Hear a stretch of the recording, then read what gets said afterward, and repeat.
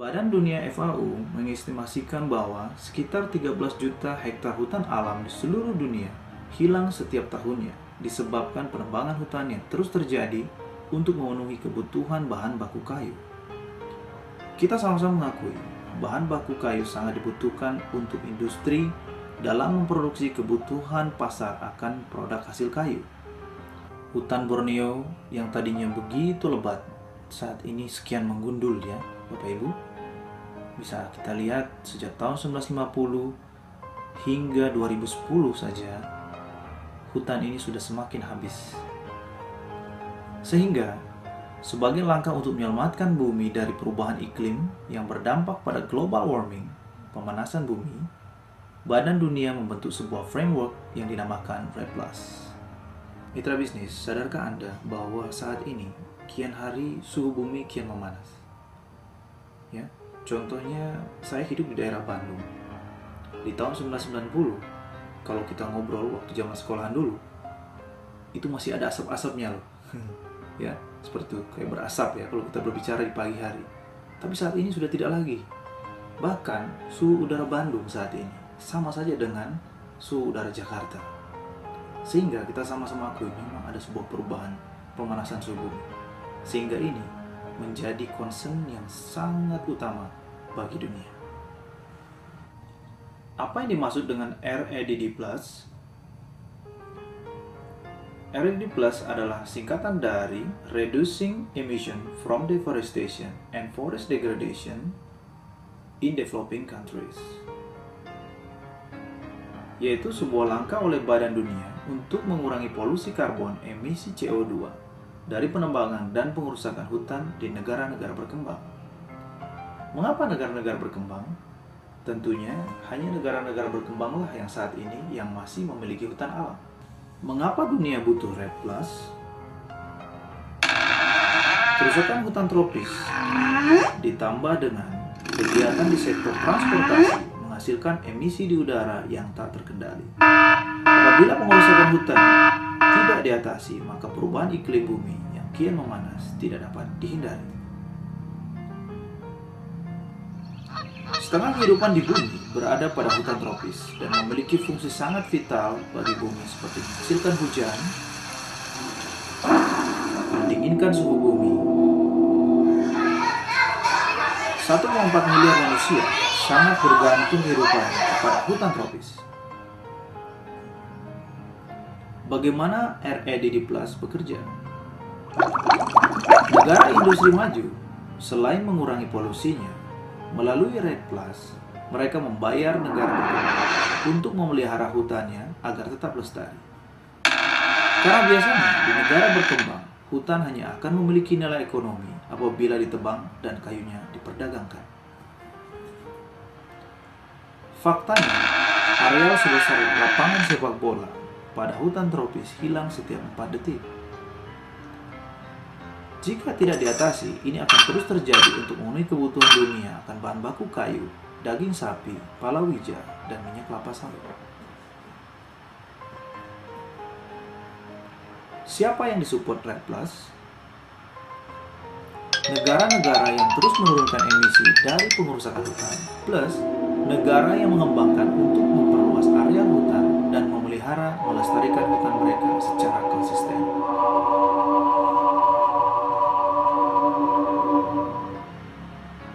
Berapa anggaran REDD+?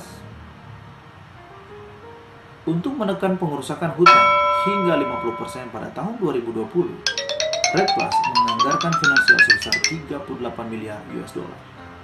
Wow, suku angka yang sangat besar bukan? Apa respon pemerintah Republik Indonesia akan hal ini? Silakan simak video pidato Presiden berikut ini. In 2010, we signed a letter of intent with the government of Norway to cut emission by reducing deforestation and forest degradation. This is known as REDD+, a concept that was launched in Bali in 2007. In May this year, I instituted a 2-year moratorium on new licenses to exploit natural primary forests and all peatlands. About 2 weeks ago, I signed a decree outlining more than 70 self-funded government programs. This is a demonstration of our commitment to reduce by 26% our projected emission in 2020 under a business as usual scenario. At the same time, we are mainstreaming all this perspective and commitment into special development framework. Our endeavors to effectively protect the environment are reflected in a special 15-year master plan to accelerate and expand our economic development. This means that sustainable development is part and parcel of our effort to boost Indonesia's economy so that it will become the 12th largest economy by 2025. This meeting is of great value of Indonesia. Presiden Republik Indonesia menyebutkan bahwa alternatif masa depan untuk memenuhi kebutuhan pangan, kayu, energi melalui program hutan lestari dengan REDD Plus merupakan bagian dari rencana pemerintah Indonesia untuk menempatkan ekonomi Indonesia pada posisi 12 terbaik secara global pada tahun 2025. Nah, mitra bisnis, jika menyimak video ini, kita bisa melihat bahwa konsentrasi pemerintah saat ini adalah melindungi hutan untuk tetap lestari. Untuk apa? Diperkirakan 2025 Indonesia ini akan menjadi negara yang memiliki ekonomi terbaik dunia hanya dengan memelihara hutan saja. Luar biasa ya. Mari kita simak video dari pakar lingkungan kita, Bapak Emil Salim. Apabila Indonesia berhasil memelihara hutannya sehingga berhasil menampung menyerap karbon, maka pelaksanaan tugas hutan Indonesia menyerap karbon itu kini dapat memperoleh imbalan keuangan. Tadinya tidak demikian. Tadinya hutan Indonesia menyerap karbon dianggap sudah sebagai suatu hal yang gratis. Sekarang, karena hutan semakin langka di dunia, sementara pencemaran karbon semakin naik akibat pencemaran industri, pencemaran energi, dan sebagainya, maka fungsi hutan menyerap karbon mempunyai nilai yang dapat diganti dengan uang. Hutan tropis Indonesia sekarang karena menyerap karbon memperoleh hak imbalan dari masyarakat dunia. Di masa lalu pembangunan adalah eksploitasi hutan, merobah hutan, menebang hutan untuk memperoleh tanah bagi perkebunan, pertambangan, dan sebagainya. Sekarang kita balik. Pendapatan, penerimaan disertai dengan melestarikan hutan, memperkaya fungsi hutan, menyerap karbon. Nah, mitra bisnis, dengan Anda menyimak video dari Bapak Emil Salim tadi, Anda bisa mendapatkan kesimpulan bahwa saat ini akan ada sebuah perubahan tren bisnis, ya, sehingga berakibat kepada munculnya tren bisnis baru di bidang kehutanan. Sebagai langkah konkret dari pemerintah, mari kita simak video berikut ini.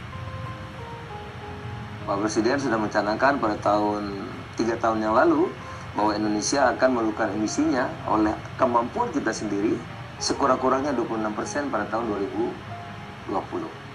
Bahkan bisa 41% kalau dengan dukungan dunia internasional. Yang pertama, melalui Kementerian Kehutanan, tadi itu program kita stop penebangan. Izin-izin baru tebang pohon, stop dulu. Kedua, lahan gambut berapapun dalamnya, stop. Tidak boleh lagi kita konversi. Tidak boleh lagi kita alih fungsikan. Karena gambut ini akan memberikan emisi yang tinggi. Yang kedua, melakukan penanaman, ya, mitigasi dan adaptasi, penanaman besar-besaran. Alhamdulillah sekarang publik kita sejak untuk yang lain budaya menanam sudah mendapat sambutan luar biasa. Yang berikutnya kita mengembangkan industri kayu tetap harus dikembangkan karena butuh kita. Tetapi industri kayu yang berbasis hutan tanaman. Jadi kalau dulu menebang dulu untuk industri, sekarang tidak. Industri harus menanam dahulu. Nah, Menteri Kehutanan menyatakan bahwa pemerintah sejalan dengan REDD+, dengan menghentikan semua jenis penebangan hutan, tidak lagi memberikan izin hak pengolahan hutan atau HPH, memperbaiki hutan dengan melakukan penanaman kembali dalam skala nasional dan dalam jumlah yang sangat besar, dan menggalakkan hutan tanaman untuk mensuplai industri, yaitu tanam dulu baru tebang. Nah, di sini adalah peluangnya. Apa dampak pada industri kayu? Dengan langkanya bahan baku kayu akibat perubahan kebijakan pemerintah, tentunya berdampak pada peningkatan harga pasar kayu yang merupakan peluang bisnis yang potensial untuk dapat mengembangkan hutan tanaman sebagai bahan baku industri. Faktanya, kebutuhan bahan baku industri kayu setiap tahun saat ini mencapai 72 juta meter kubik. Sementara, kapasitas suplai dari hutan alam dan hutan tanaman yang legal hanya mencapai 38 juta meter kubik, sehingga setiap tahun terjadi minus supply hingga 34 juta meter kubik. Nah, mitra bisnis, kalau kita melihat hal ini, berarti bisnis ini sangat potensi. Ya.